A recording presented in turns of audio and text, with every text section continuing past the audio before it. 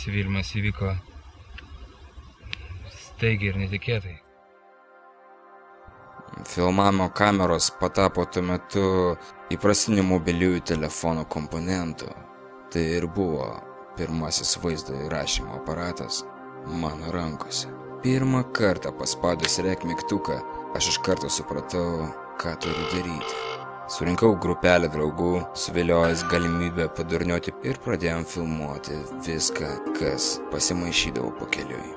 Apsimetinėjom robotais, eksperimentavom su maistu, vaidinam juokingas situacijas. Greitai supratau, kad kabinu sritį, kuri teikia man nepaprastai daug džiaugsmo ir kad laikas surimtėti.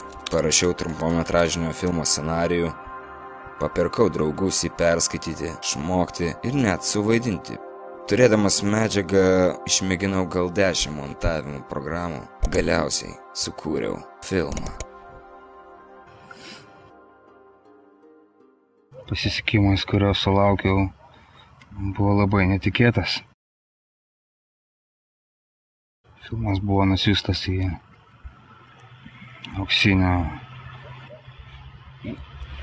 kaulų ilties festivalį ir pelnė geriausią filmo apdovanojimą.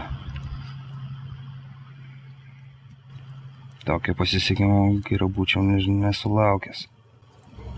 Netikėti laurai užtemdė mano protą. Nebesugebėjau sutramdyti savo ego ir nebemačiau vieną po kitos daromų klaidų. Susipykau su draugais, netekau aktorių, operatoriaus, netgi motyvacijos dirbti vardan kino.